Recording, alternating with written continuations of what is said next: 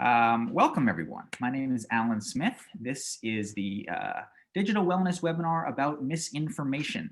And this is our final webinar of the year.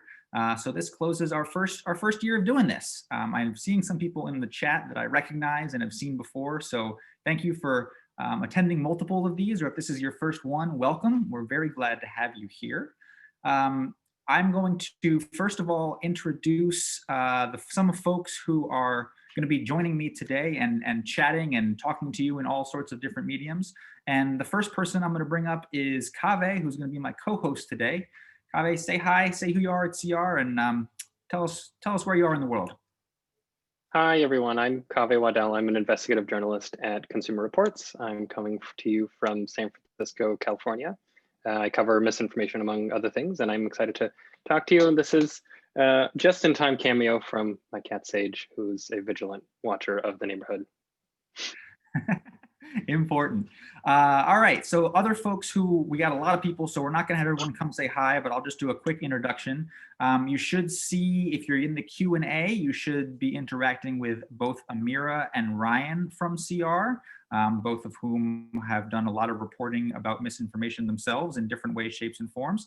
And if you're in the chat, you're gonna either be seeing Kimberly or Thomas Germain, Kimberly Fountain or Thomas Germain, who are the folks who are going to be chatting with you there. So please engage with both of them.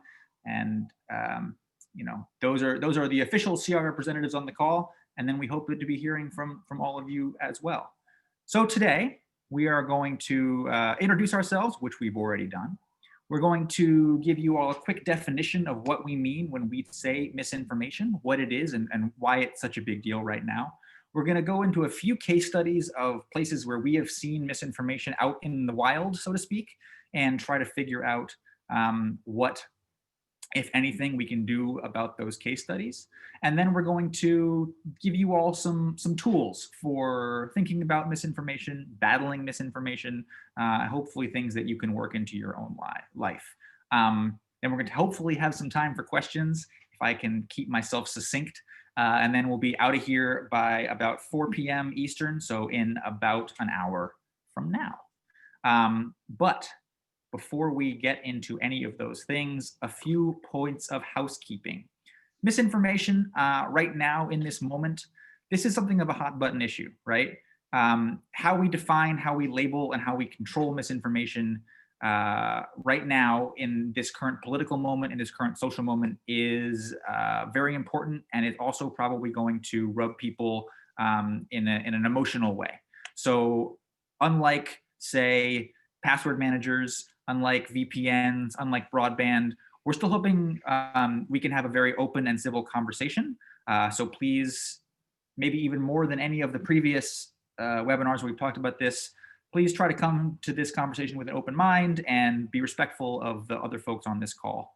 We're all here to learn, and hopefully we can keep it civil in those regards. I also want to note that we are recording this webinar so that we can pass it around to folks who could not be here, but also so that we can send it to you. So just so you know, you will be getting a full recording of everything we talk about today. Don't worry too much about taking furious notes. Do engage in the polls and the chat. There is a Q&A function that you should see now that you can ask questions as we go. And then the last but not least, in terms of housekeeping, there should be an option to turn on closed captioning if you so desire. You should see that in the bottom of your screen near where the poll and the chat icons are. So with that housekeeping out of the way, let's go ahead and dive into the topic at hand. So misinformation. We have worked up a sort of technical definition here. We think it's when someone intentionally is presenting false info or mistakenly repeating untrue information and presenting that information as facts, and that the information can cause active harm. So that is sometimes more useful to define as what it's not. It's not satire. It's not commentary. It's not an opinion. It's something that is being presented as fact, but is misleading and not factual. So Kaveh, you spend all your time thinking about misinformation. Tell me a bit more about that definition, and why do you find that it's a big deal and that you're spending all your time working on it and thinking about it? Yeah, I just wanted to say up top, some people sort of break apart what we're calling misinformation into two categories: disinformation and misinformation. We're calling all those misinformation here. What Alan just mentioned is sort of both parts. So disinformation might be someone who's maliciously sharing something that they know is not true. They're trying to trick somebody. And then misinformation might include that, but also is, somebody who read something online, thought, oh, that seems true, or whatever. I want other people to see this, and shares it. So all of that kind of comes into our bubble. Um, and that last sort of portion of the definition really matters to us a lot, something that can cause harm. So if you take a false statement and present it as fact, and it's, I stubbed my toe this morning getting out of the shower, that might be false.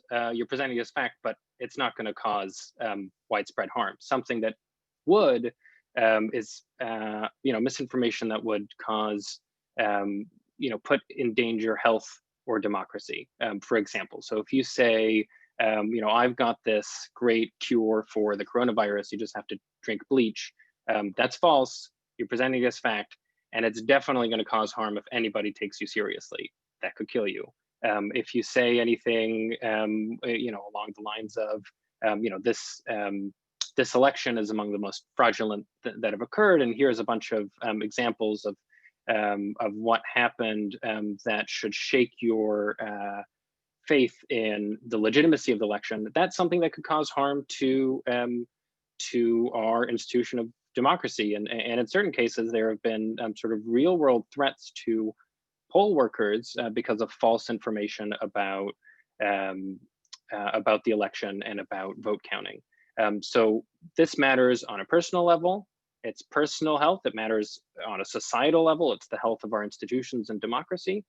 There was a recent Pew survey that really stuck with me. It said that Americans who depend on social media for political news have lower political knowledge than most other groups. So it's also something that sort of can affect your ability to engage with the facts of the political situation, and be able to engage in smart conversations with people around you.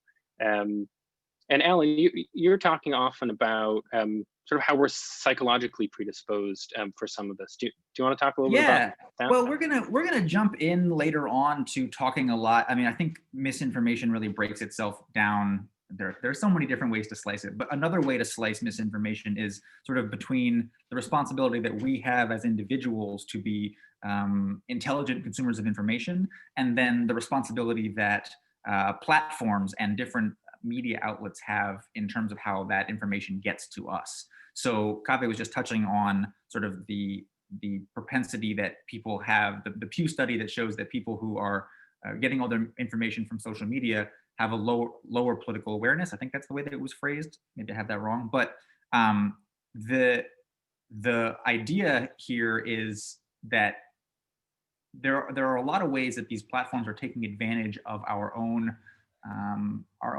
sort of monkey brains, our own psychological dependencies. And we'll be talking a little bit more about, the propensity for anger or something that has a really strong emotional trigger to push you to react or overreact to information that you haven't then taken time to kind of process and do what would usually be your due diligence before sharing or before putting out into the world. But I just want to say here before we move on to the next big idea is that I want us all to forgive ourselves if we have fallen for misinformation in the past. I have definitely shared things and then had them critiqued, or people have said, "Wait a second, that's not real," and I've had to go back and realize that I got. Someone got to me and they managed to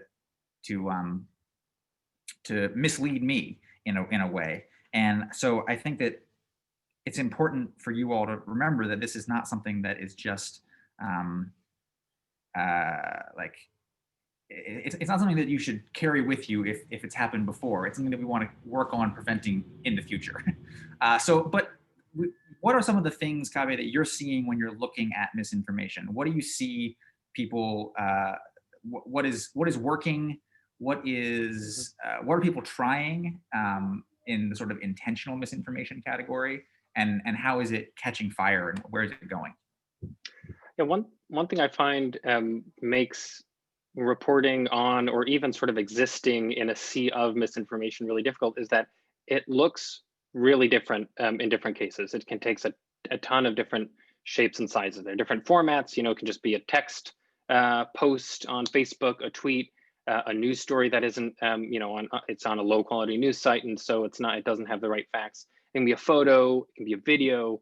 Um, but even more difficult are sort of the shades of kind of the degrees of manipulation. The easiest ones to point out and to find are things that are just totally invented, completely out of whole cloth. Um, Biden has no teeth. Uh, Trump is hiding, devil horns under his head. Whatever it's just like completely has no basis in fact whatsoever. Um, More often than that, you see things that are sort of spun or they're out of context. So it might be a real photo. It's not a photo that's been photoshopped or anything, but it's taken out of the context that it really exists in. So maybe it's presented as being in one place, but it's really from another.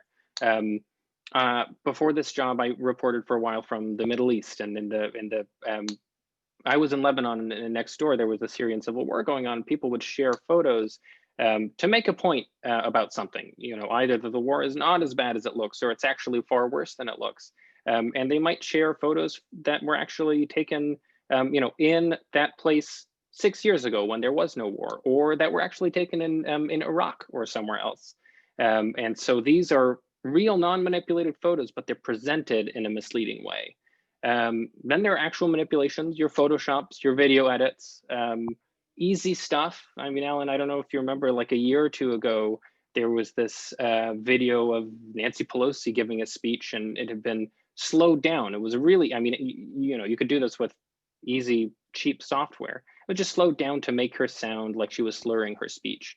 And it really took fire because people, if they were primed to believe that this person wasn't fit to lead, then they were sort of ready to hook into that. Yeah, and I mean that you also see sort of there's a really interesting line there between sort of finding the worst picture that you can of somebody, them on their worst day at their worst moment, or then you hear stories, or there are examples of people say intentionally making a black candidate's skin darker, or sort of like trying to use the whatever dog whistle or moment that they can to overemphasize something that they think is a negative. Yeah, it kind of all boils down to emotional manipulation in a lot of ways. Everything from clickbait that takes something that might be true but frames it in a way that gets your blood boiling. Statistics that are spun or only show part of the story. They're all sort of designed to get you angry or surprised or upset or excited, and then you're much more likely to share something before you have time to slow down and think critically. And we'll talk in a little bit about some tools that you can use, both sort of mental models and actual tools that you can use to make sure that doesn't happen. Alan, you're muted. Sorry about that. So we're also talking about this, we're referencing misinformation from years gone by, but we're also talking about this in December of 2020. What has happened this year? What do you think is germane that people should think about? And what has changed in what you've been tracking over misinformation in this calendar year, over maybe this political election, but also in places that are not overtly political? Yeah, well, one huge factor that's new this year is the pandemic. We're at home. We're spending more time than we have in a long time online. And so we're just more likely to be surrounded by online information. And a lot of other people are spending more time online and might be likely to be spreading misinfo. So it's just around us more than ever before. I was, like you said, the election was a big driver of misinformation. The German Marshall Fund just came out a couple weeks ago with this study that showed that engagement with what they call Trojan horse sites, which are sites that look like a reputable source of information, but they're not really. Engagement with these sites was up basically 2 times compared to this time in 2016. So even though we've had sort of 4 years to prime ourselves and to practice and just to be aware that this is something that is around us. um, it's still something that people are spending a lot of time around. And one last thing is that um, the sources of misinformation sort of shifted a little bit this year, and this has Yeah. been happening for years. Um, but in 2016, we talked about troll farms and like teenagers in Macedonia that were like cooking up these crazy fake news sites for money and clicks. Um, and some of that still exists, but a lot of the dangerous information about the election and about people's health um, came straight from authoritative sources, came straight from the White House in many cases. And that's something that a lot of institutions were not really prepared to deal with. I think the news media is still figuring out what to do about that. Social media companies are definitely still figuring out what to do about that. And so that was just kind of a weakness in our preparation as a community for dealing with all of this. Um, and so it really took off in kind of a new way in 2020, and so it's sort of important to think about it in this context and figure out what are we likely to see now, and how can we protect ourselves and others against it. Yeah, and I mean that multiplying effect is really interesting to me. The idea of like we've always been presage, our brains work in such a way that we tend to seek information that aligns with our worldview, what we think is already true. We tend to find ways of trying to confirm that. And when you're stuck at home and choosing all of your media information along narrower and narrower bands, that gets easier and easier, and that can and will lead to um, misinformation finding more and more fertile places to take root. So I'm going to go, let's see if we can do this correctly, Kimberly. I'm going to skip this, I'm not skip, I'm going to come back to this last question, but I want to know from folks, you should have a poll that's popping up on your screen fairly soon here, asking where do you see misinformation spread the most? When you see something that you think is misinfo, are you seeing it on Facebook, on Twitter? Are you getting emails about stuff that you think is misinformation in some other way? If you're seeing it on some other social media platform, I'd be really curious to know what that one is. And if you could drop that into chat, that would be interesting as well. Um, if you're seeing it mostly on websites, or if you're not sure, I mean, it's coming in all kinds of different places. Yeah, just curious to know, based on what we've talked about so far, where are you seeing it? It's looking like I'll give folks a little more time to respond here, but Kaveh, this probably won't surprise you. We're seeing a lion's share towards Facebook. And don't worry, folks, if you didn't get it, if this poll didn't pop up for you, I'm seeing in the chat that folks are having a little technical trouble with all this.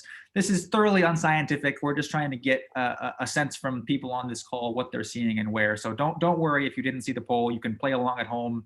You can put something in the chat. But Kaveh, most folks are, or at least the plurality of folks are identifying Facebook here. Does that correspond to your reality? That doesn't surprise me too much. It's interesting because it's hard to know sort of what the actual volume of misinformation is. There's just so much stuff on all of these products. You're never going to know exactly like what percent of stuff is misinformation, what isn't. But people by and large spend a large amount of time on Twitter and on Facebook rather. And so I'm not surprised that that's kind of a leader there. I saw some people in the chat bringing up YouTube. That's another one where they have been trying to figure out what to do about misinformation for a while, and they've sort of only been doing an okay job. I'll talk later about something, a change that they just made today. And I saw a couple other people talking about TV. These like mainstream sources can also be, balled up in this. So it's interesting that Facebook is the polarity, but it also, there's a fair number of answers in every bucket, which tells you it's coming from everywhere. Yeah, which is it's always tough when the answer is all of the above. Right. That's a tricky thing. So I'm going to go back to the thing we've kind of been touching on, but I do want to take one more second on this last question. So we've kind of been mentioning this before, but what about social media and the way that our consumption habits on social media, or it's not really our habits as much as how social media is constructed in this moment in time has allowed for or made us more susceptible to misinformation. Yeah, there are some things about how social media is set up, and how they try to police uh, misinformation that sort of um, make it a particularly difficult problem. So this summer, I did something about census of different social media companies' misinformation policies, just to figure out what Facebook, what kinds of misinformation Facebook would allow you to post, what kinds it doesn't allow you to post, all the way down from Instagram to Reddit to Pinterest, TikTok, a bunch of other ones. And maybe we have a link that we can share in chat if people want to see. There's kind of an interactive set of graphs that we made up, that I made with some colleagues. And what we found was that there's a lot of variation. Some things that are allowed on one site aren't allowed on another. Or even when things aren't allowed on many sites, products will do different things with them. Some of them might just hide them, make it less likely that you'll see them. Some might take them down entirely. And so from a consumer perspective, it can be hard to know when you're opening up Facebook versus YouTube that day versus scrolling through Instagram. What are the rules? What should you expect to see if you see something off? What can you do? Can you report it? Is this, are you just like supposed to roll your eyes and keep scrolling? So there's a lot of variation in policies, and then a lot of variation in enforcement too, a lot of uneven enforcement. Earlier in the year, I put together this set of 7 ads, Facebook ads that had either outright misinformation or really harmful stuff about coronavirus in them. One of them did say, drink bleach, it'll help cure the coronavirus, which is not true. We submitted them to Facebook to actually put them out onto their ad platform, and Facebook approved them all. We didn't actually publish them, but Facebook greenlit them such that if we had hit the button, off they would have gone to the wide world. And that's a little nervous making. I mean, it was pretty easy for me to sit down and put these together and have them be greenlit to go. Kaveh, let me just say that Kimberly just dropped the article that Kaveh is talking about in the chat. But don't worry if it's all going by a little bit too fast. Fear not, because we will be sending you a digest email tomorrow with Kaveh's reporting on misinformation, Thomas and Ryan's reporting on misinformation, some other stuff CR has had, and some things that you can do to prevent misinformation in your own life. So check out the links as they go by, but don't worry too much if they go by too quickly. Anything else you want to make sure we hit on sort of how platforms are set up to mislead us before we kind of get into some case studies here? Yeah, I just wanted to mention that these policies are changing all the time. Yeah. And sometimes they're changing a little bit late in the game. So just last week, Facebook said it's going to take down misinformation about coronavirus vaccines, which is great. But just yesterday, I think, or possibly the day before, the first person in the world actually got a coronavirus vaccine. So it's pretty late in the game. It's not, I mean, people have been talking about this for a long time. And so it could have been a policy that would have been in place a long time ago. Another one, YouTube just today said it would remove videos disputing that President-elect Joe Biden won the election. Again, a little bit late. They made an argument that there was, some safe harbor deadline that happened today, and that's why they chose today. But it has been weeks since the election, and they're going to leave up everything that's already up. It's just today and forward that they're taking down. So just an illustration of how sort of piecemeal and sort of uneven the rules and the enforcement can be. I want to I want to reiterate one more time to folks, because I see this kind of happening in the chat and the Q&A in a couple different ways, that we are being inclusive with our definition of misinformation here. So it's both people who are trying to mislead you, trying to get a click or a reaction from you, and then people who are unintentionally misleading you. That is to say, they are having a reaction, they are sharing something, they are passing something on, not necessarily with a malicious intent, but that has a malicious effect. So I want to make sure that we are thinking about both of those things in our umbrella definition of misinformation, because we're going to unpack a few real life examples really quickly here, different things that Kaveh and actually Amira has seen out in the world, and see what we can learn. But please, if you've seen other things that you think are emblematic of this particular issue, or you have ways of dealing with this stuff, we'd love to know about it in the chat. Case study number one. You might have seen this photograph at some point in the last couple of months. This photograph purports to show a bunch, well, what it does show is a bunch of ballots in a dumpster. But it purports to show a bunch of different things. So, Kaveh, what is this photo and how was this photo presented to the world? Mhm. Yeah, I like this one because it's not been manipulated. This is a real photo. It was taken where it was claimed to be taken, and it was taken when it was claimed to be taken. But the way that the contents were described were what was misleading. So this is a pretty recent photo. It's of a dumpster in Petaluma, California, which is about an hour north of where I live in San Francisco. And the argument was, hey, look at this dumpster. County officials are just chucking your ballots. You worked so hard to vote your ballots and they're just putting them in a dumpster. Evidence of fraud. Everything is bad. And many people were sort of primed to buy into this narrative. A lot of people were sort of looking for, they were sure that something like this was going to happen, if not in some places, then everywhere. And when you see something, you're like, there it is. Okay, retweet, off it goes. This is exactly what I expected. And so this thing went mini viral, and we'll show you in just a moment what that looks like. Sonoma County, where Petaluma is located, pretty quickly came in and said, whoa, that's not true. From official source, they're saying these aren't actually ballots. They're ballot envelopes where you're supposed to put in your ballot after you voted it, and then you mailed it in. And they're from 2018.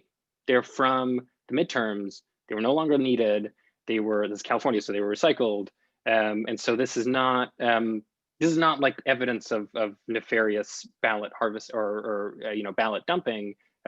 This was just, these were outdated ballot envelopes. Let's go to the next slide. By the time this was corrected, this thing had already gone mega viral. What we're looking at here across the bottom, you see sort of 4-hour chunks. So 4, 8, 12, 16 hours from the original tweet.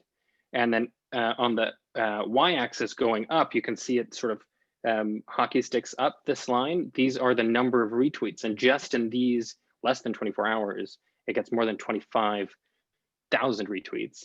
And it kept going from there. And the fact check didn't go nearly as far.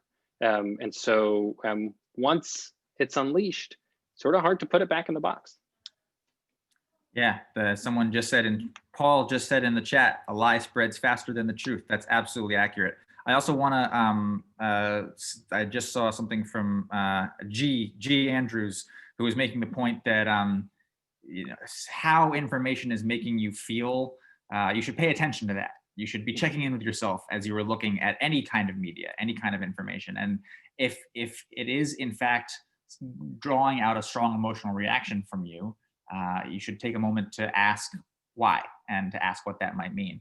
And this is a really interesting graph as well, because it sort of shows the ways in which one person or one megaphone can really change the setting. So this really large purple circle is a retweet from Don Jr., Donald Trump Jr., and that is on or around hour 16, what was sort of a small, I mean, it was still growing. You can still see this hockey stick. It was still going up, but that really what moved this particular story from into the mainstream, into everybody could see it. Everyone was looking at it. So case study number 2, we're going to try to narrow it way back in and talk a little bit kind of about the point that G was just making about an emotional or a personal reaction. So I'm going to ask Amira to come off. Amira, if you've been on these calls before, you know her. She's been a host many times. She works with us all at Consumer Reports, but also she is a researcher around misinformation in her own right. And but Amira, you had some kind of in-person, family-sized, family-scale interactions with misinformation. You want to tell us about that? Sure, Alan. Well, I think in general, like anyone who is online often, as many of us are seeing misinformation in your everyday. So whether it's on social media sites or in conversation, you're hearing people talk about things, and you're like, "Is that actually true?" And I have these moments quite often with individuals in my life where I'm getting really accustomed to asking them, "What's your source?" Like, should we check like I'm actively bringing us into the conversation when I talk to people to make sure that I'm not just going to believe everything I hear because it is so outlandish and crazy that I'm kind of like, how is that possible? I do actively try to take steps when I do it. But I am hearing it quite often. I'm hearing it with friends, with family member, and they're popping up in places that are actually quite difficult to tackle. And so, what Alan is referencing is a story I told him about WhatsApp. And so, I know we didn't include WhatsApp on the first poll, and some of you have mentioned it in the Q&A function. But the rise of misinformation in WhatsApp is not to be undermined because it is so large. And WhatsApp, like some of you have already identified, can be really, really difficult to cut through the noise because you almost feel like it's coming from a trusted source, like it's a friend or a family member. And in my case, I've been in quite a few groups where individuals will constantly share information of the lights are going out at 10 p.m. tonight. Make sure you have your candles ready. We're all going to lose electricity. Or you need to make sure you forward this email message before X happens. And I'm seeing so much of this. And sometimes they're really obvious, like those ones I'm mentioning. And sometimes they're really subtle. And that really subtle one has been really hard for us to tackle and has been super apparent, especially with the pandemic. I find that people are sharing information articles in the pandemic where it's talking about people being affected, and I almost believe it's true and then have to pull myself back. Um, so I have had an instance with one of my family chats. So it's people I know and love. And someone in my family chat was sharing a lot of articles related to the COVID-19 results and just general information. And I've always wondered about the articles this person was sharing, but I had to have a full on moment where I was like, okay, I think this person has a source that is incorrect where they are sharing all this information, and we need to talk about it. So I had a conversation with them on the side to be like, hey, I need you to start fact checking your articles because they are scary and they're quite inaccurate when I research them. And you're affecting this circle effect where you scare someone else and then they scare someone else. So I talked to them about where they were getting these articles and information on, and it turns out they were in other WhatsApp groups that they were getting these informations from, and a lot of them from back home, which for me is East Africa. So my community there, who have created these groups and are sharing posts, and they just kind of get cycled out continuously. Like avocados are great for when you're having a baby, or even more scarier of the vaccine will totally eradicate the Western world or the non-Western world. And some have little effect and some have bigger effect. But for me, I really wanted to share that example and story as I was talking to Alan about it. But also, you know, these are hard conversations, and they often take a little bit of courage to have, even with your family members who are spreading this fake news. So, And I can't Amira, say that. can I Oh yeah, ask? Yeah, yeah. Can I just ask totally. how did it go when you had this tough conversation? Because someone in a couple people in the comments are saying, like I've tried this and someone's just said fake news Yeah. and shut me down, or the conversation is over immediately. And did you find that, or did you find some receptivity and So I found some receptivity for sure, but it didn't mean the person stopped. And that's where that's where the problem has been digressing over time. And so what I found was, slowly itching in on this person, and then talking about, okay, well, if you think this is true, let's both get our sources and have a conversation about this. But I found that it's only really helpful when you approach someone in not an attack mode, but in a conversational mode where you can talk about the sources and why things might be true or not. And ever since then, we've been having more conversations where they'll see something online and they'll call me and they'll say, hey, do you think this is true? So now I've become their fact checker, their physical fact checker, which I then go take that information and do. So, and I'll say that with even with my story, like it's not it's not like you will automatically change a person's mind.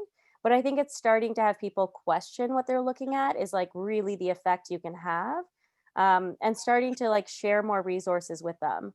I know it's really easy to dismiss our family members who are doing that and be like, I'm just going to exit the group. But they're still watching and reading it. And I would really talk about what does fact checking look like for your family, especially in a place like WhatsApp, where I think most families do convene. And how do you make that like a discussion topic with your family or others, like at the dinner table or in groups, and talk about those feelings? Yeah, Amir, wonderful. what I love about that story, Amir, is that you kind of end up on the same team as your family member who is having a history of sharing these things. And often, and I'm seeing some really interesting comments in the chat about how where you get your news is really balled up in your identity, in your political identity, your social identity, and that can really turn into an us versus them sort of a battle. And so if you're bringing in a certain source of information that feels important and trustworthy to you, and someone else battles with, their source, then it can be hard to kind of disentangle that. But what you were able to do is sort of hop over that fence entirely, and just create a personal connection with this person. And now they can come to you for help rather than like, maybe feeling belittled. I've had issues where I've accidentally come out a little too excitedly against a family member who is sharing bad information. Then it becomes, it becomes that way. It's us versus them again. But if you can be on the same team, if it's friendly, if it's like, hey, Kyle, I saw this thing. Do you think this is true? Like, I know you think about this a lot. Like, do you think this is true? Um, that's just a whole lot better. That's a good I outcome. love what Robert just put in chat too. What's worked for him is to say, that's really impressive, but I'm having trouble confirming it from the sources that I usually trust. So can you what's your source and what's the best source? And let's compare notes here. I like that. I like all these things that are getting us on the same team. And I also don't want to belittle the people who are frustrated and having difficulty with this because it is not easy. We're going to get into a bunch of individual tactics in just a second, but we want to flag a few things for you all going forward. Things to be on the lookout for that we think are coming out soon now in this moment. So we're worried about misinformation around any and all COVID-19 vaccine rollouts. As Kaveh was saying, that has started. That's here. That's happening now. And we're starting to see, we have been seeing misinformation along those lines. And also, as Kaveh said before, Facebook has taken a stand, possibly too little, possibly too late, but they are now removing misinformation specifically about COVID. We think that there's going to be a peak of misinformation in Georgia and around the runoff. We think that there's going to be a peak of misinformation around the inauguration day and the legitimacy of Biden's presidency. And then always remember to doubt everything you see on the internet on April 1st. Those are the things that we've flagged. But remember, regardless of the individual flags, the individual hotspots, never let your guard down when reading anything online. You should check the sources that I will send around later, because after all, I'm just somebody on the internet. But I am very well sourced, so I'll be sending all that stuff around. But remember that anyone can fall for misinformation. It doesn't make you a bad person, but if it has happened to you, that can be a learning moment and a way for you to teach yourself as you go. So think before you post something, before you share it, or even as you're just engaging with it, even if you're not someone who shares. Think about what the source is. Think about whether or not this source is trying to appeal to a powerful emotion in you. Is it trying to is it trying to make you feel guilty or angry? Are you seeing red? Do you feel the mists, the red mist settling over you? If so, take a pause and take a closer look and do some of the research techniques that Kaveh is going to go into on the next slide. You can be you can be the Smokey the Bear of misinformation. You can be the person who inoculates both your friends and your family against misinformation. But as we've talked about a lot here, not by yelling. Yelling doesn't work, and shaming doesn't usually work, and sort of anything that sort of ups the emotional stakes of the moment, not particularly effective. So we're trying to do all those things. Kaveh, where do you go? How do you do this? What are some tactics and techniques? Yeah, I think the number one best thing you can do is develop your own personal in-brain fire alarm. When you're seeing red, like you said, Alan, you want to have this like immediate reflex that says, "Wait, hang on, what's going on and why?" So the moment you're itching to share or reply to a post, you take a breather. And Thomas, I saw you posted a link in the chat earlier to a set of steps that's really simple. It's just a 4-step method for how to engage with a piece of information that you think might be worth checking out. It's called SIFT, and I'll have Thomas drop that in again, and that's really useful to look at. But that first S, stop, really important. What I hear often is if it's important now, it's going to be important in 5 minutes. It's going to be important in 10 minutes. I feel like my parents said that to me when I was like 6. Is that still true? Huh? It's lasting and very good advice. And in those like 5 or 10 minutes, you can do something really simple. You just open a new tab, open a new browser window, and search for the fact. Whatever it is, distill the thing that you're sort of squinting at in the tweet, the Facebook post, the WhatsApp message, whatever it is. Google it. If a bunch of reputable news sources are reporting the same thing, it's likely true, and you can read through and understand a little bit more of the context. If all you get is a bunch of Snopes and PolitiFact fact checks, and that's just to name 2 of the fact checking sources that we trust here at CR. If it's a bunch of Snopes and PolitiFact pages saying false or partly untrue or out of context, figure out what's wrong and then either ignore it and scroll on, or if it's somebody that you personally know, you can do what Amir did and engage with them, and maybe engage with them offline or send them a text or something, so that it's not you're not broadcasting to their friends and family that they did something stupid that makes people upset and defensive. You can just shoot them a text and say, hey, do you know that might not be true? So in addition to these independent fact-checking organizations, Snopes, PolitiFact, just get in the habit of checking with authoritative journalistic institutions like good newspapers, your local newspapers, some of the really big, well-known ones, the New York Times, Washington Post, Consumer Reports. Essentially what you're looking for is an organization with a long history of reporting the facts, being careful, correcting mistakes when they happen, because they do happen. This is not to say that these mainstream sources are infallible, but when they make a mistake, they correct it transparently, so that that you can trust that they are taking responsibility for what goes on. These are organizations with editorial standards. They are going out and reporting and verifying news carefully, and they're there so that you don't have to be the single individual person going out and checking everything. Organizations like CR are here to sort of help you separate fact from fiction. Now I want to take a moment to sort of do a demo of one of the tools that's really useful for checking images. Let me just bring this up really quick. I'm going to share my screen. Here we go. Now, Alan, let me know when this is showing for you. I gotcha, loud and clear. Awesome. Or I guess not loud, just clear. So here are our friends, Marshall Ali, Ryan Gosling. Here's a tweet that says, "Unbelievable, just leaked photos from a secret party in LA with no masks. Ryan Gosling, Marshall Ali, and the Hollywood elite think they don't have to follow the same rules as everybody else." Now you might come across a tweet like this and think several different things. You might think, oh, hey, that's surprising. I really respect these guys. I'm going to tweet something about this and say, what's going on? Like, this isn't right.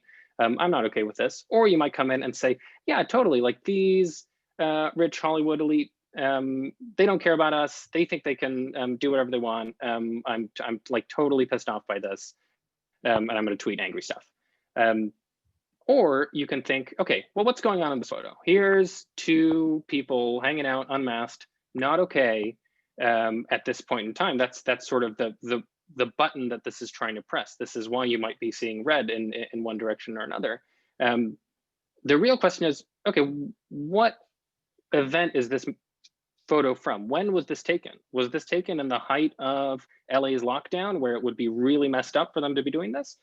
Or is this from another time? So here's a really easy trick that you can do. This is like a total internet superpower that not enough people do. I like to do it as much as possible. It's called a reverse image search. So where you might usually put in, Ryan Gosling in Google Images to bring up photos of him. I don't know why you might do that, but you could. That's going from a text search to photos. This does the opposite. You search using a photo, and then you find either text or other photos. And you can find the context that a photo sort of appeared originally. So we'll do it right now.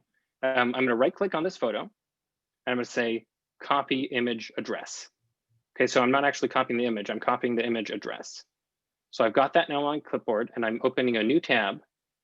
And there's two places I can go. I like to go to a place called TinEye. This is a really well-known site for doing reverse image searches. So it's tineye.com, like the eye of a robot or something, tineye.com. Reverse image search, nice simple website. And I go in here and I paste, so right-click paste or Control V or Apple D, the image address that I just copied on the previous slide. And then I hit search, and it thinks for a moment. Okay, so here's my thing. Searched 44 billion photos, and then I'm coming down here. First found November 26, 2018. Huh, that's interesting. So this said, just leaked photos from a secret party in LA with no masks. This is telling me it was first found in 2018. So let me click on this and find out what's going on. And when it comes up, I see that I'm on Getty Images, which is a very well-known site for selling journalistic photos. In fact, I can buy the photo if I wanted to make this my computer desktop for whatever reason, $500, no problem. And it says up here, BAFTA Tea Party in LA at Beverly Hills on January 7th, 2017. So this is the original context for the photo. So somebody lifted this photo. Okay, so full disclosure, I tweeted this as a fake account, I made it. So I lifted this photo from Getty Images, tweeted it with a completely false sort of context here, and changed the way that you might see and make sense of the photo. And I'll do really quick another demo here. If you go to Google, Kaveh, I think we move on? might not have time for that other demo, but I promise that I will send the website that he was about to tell us about around on everything, because we have one more major point that I want you to talk about, platform responsibility, and I still want to get to some questions, and we have about 10 minutes left. So, but don't worry, the other search option will come around to you all in the not too distant future.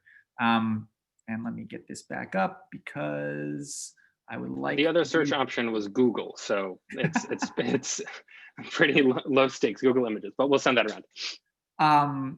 So, Kaveh, tell me about what is happening right in this moment about like you mentioned that Facebook has recently changed their policies. You mentioned policies are changing quickly and are all over the place. Tell me what social media platforms should be doing. Yeah, so this sort of all boils down to a shared responsibility between social media companies and us as consumers of information.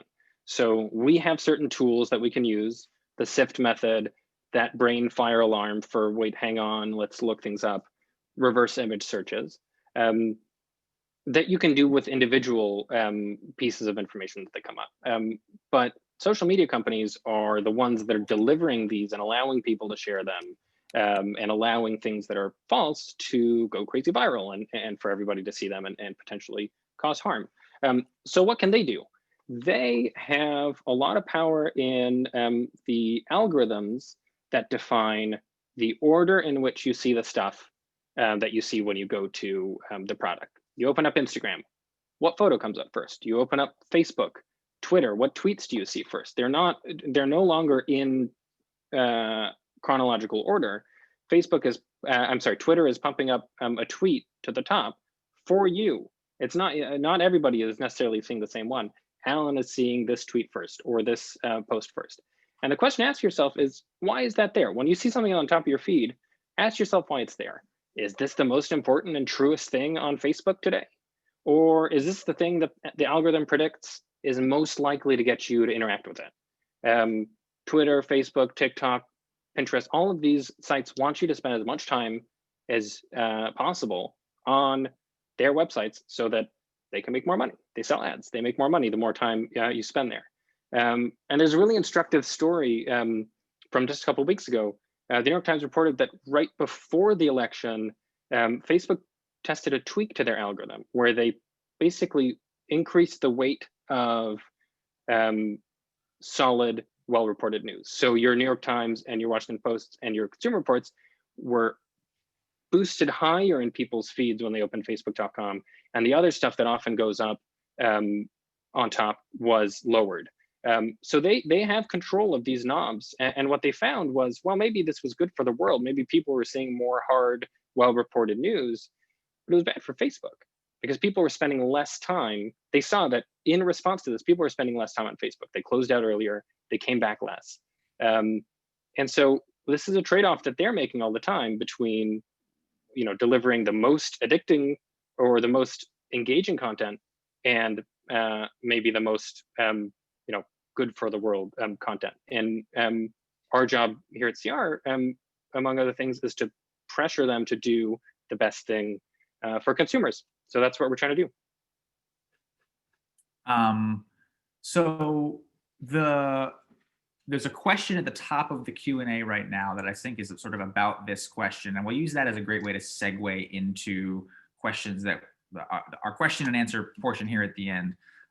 Teresa asks, can you talk about any measure that might be on the horizon to combat misinformation? So she says, for example, fact checking, removing or labeling false info, and legal action against purveyors of misinformation. So you talked a little bit about the algorithmic tweaks that could happen.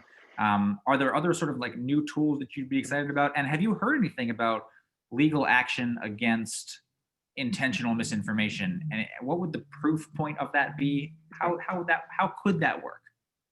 That's a great question. On the tools, one thing that I've already started to see more of, and that I expect to see even more of, is what the companies like to call adding friction.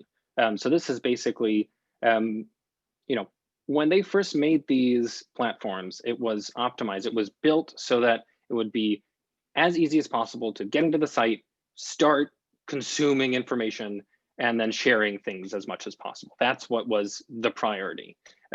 Now, a couple of companies, including Twitter, are stepping back and saying, okay, maybe we should slow people down at certain important points, certain important decision points. And this goes back to the S of the SIFT. It's just stopping and slowing people down. So one example is, you might have seen on Twitter, if you see a tweet and you hit retweet on the spot without opening it and without going into the story that's linked, Twitter might pop up a little message and say, hey, do you want to read the story before you retweet it? You can click through it right here. You can read through it and then come back and retweet it. And you can still say no. I mean, you can say, no, I want to retweet on the spot. But that's kind of a new layer that might make you stop and think and be like, okay, well, maybe I should just like skim through this and make sure it says what I think it says, or it says what this person who's tweeting it says, because that's essentially the framing that you're boosting. And so there are several ways that you can add friction in the process. And some early research sort of suggests that's useful. I don't think we know for sure. I mean, it's certainly not a silver bullet, but I think that's a useful thing that I'd personally like to see more of. On the legal action side, that's a tough question. One thing to watch is Section 230 of the Communications Decency Act. Am I saying that right? Somebody correct me if I'm not. That is essentially part of a law that allows, that gives social media companies a lot of latitude to have a lot of information go up that may or may not be true. And it was kind of like one of the foundations that the modern internet was built on. Now there's a lot of debate on, should we change parts of it? Should we take it away completely? It's a really tough debate, because if it were actually taken away completely, like a lot of the legal protections that allow these big internet companies to exist would change, and probably their business models would have to change as well. You could argue that's a good thing, but that's something worth looking into if you're interested in what the legal landscape could look like around misinformation. So we are close to time. I want to see if I can get a couple of super fast recommendations or questions in. Some people are suggesting that folks should go watch The Social Dilemma on Netflix. We actually prefer Coded Bias, which you should be able to see at your PBS station coming soon. So peep the documentary Coded Bias if you're interested in questions about algorithms and misinformation. It's a great one. And let's see, Kaveh, how in 60 seconds, solve the biggest question of our time. How does one combat confirmation bias? How do you get people to not look for things that they want to see? Well, if I were able to solve that, I think I'd have a Nobel Prize or two. Sure. That's a hard question. I think it's just practice. I think it's just habits. If you sort of build in this mechanism, you see something, you question it, you should build it in for not just something that you see and disagree with, but also something that you see and agree with. You get used to seeing something and you're like, wow, that makes me really happy. Or like, man, this is going to be an awesome link to send my family member who I was sparring with the other week on the phone, because it's going to totally prove them wrong. That's also a moment, maybe even more important, a moment to slow down, check the source, check to see if it's being reported elsewhere. I think that's like the number one way you can sort of inoculate yourself against this. We've mentioned SIFT a couple times in the chat, I believe. The first part of that acronym is STOP. What's the rest of that acronym? Ooh, I believe it's, I might have to bring it up as we're going. I believe it's investigate. And then now I'm stalling so that the rest comes up, and it's here. It is stop, investigate the source, find better coverage, and trace claims.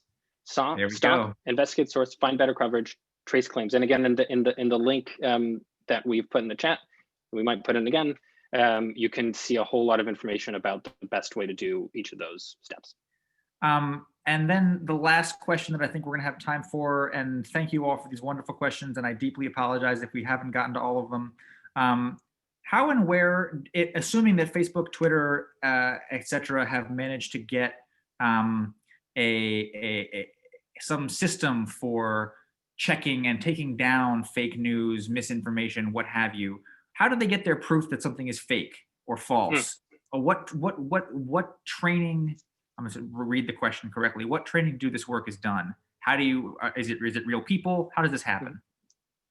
It is, for the most part, real people. Facebook has a list of organizations that it works with all around the world. For different languages, there's a different list of organizations. These are fact-checking organizations that are really high-quality organizations, and they get sent, essentially they get sent links that seem to be questionable. They do a whole lot of thorough research, figure out if it's real or not, and that their answer gets fed back into Facebook. So if they fact check and it's real, great, everybody's happy, it keeps circulating. And if they fact check and it's partly true or not true at all, then Facebook might label it, or in certain cases, like if it's actually going to be harmful to people, like a coronavirus related thing, they might take it down altogether. So it's a combination of algorithmic, which can have some problems, and people driven, which is generally great because they're very smart, but there aren't enough people to fact check everything that's going up on Facebook. So that's why we think that a lot of things are going to slip through the cracks.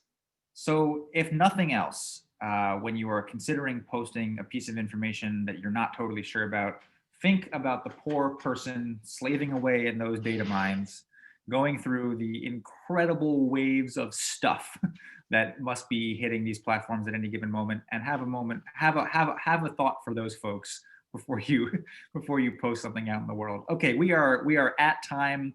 thank you all for bearing with us as we got a couple of those more questions in. Really wonderful conversation. Thank you so much, Kaveh. As I said before, there's going to be follow-up email with links and recordings of this workshop, so you can go through everything at your own pace. We'd love for you to respond to that email and give us suggestions for topics for future workshops or any other question that happens to be bubbling up in your mind. community@cr.consumer.org is the email address that we've been contacting you from, and it's generally a great way to get in touch with us. Thank you all so very much for coming. Thank you for the time. Thank you, Thomas. Thank you, Ryan. Thank you, Amira. And thank you, Kimberly, for helping proctor us through that wonderful conversation. And great job, everyone, keeping a potentially fraught conversation civil. And we really appreciate your time. And see you in 2021. Thanks, everybody.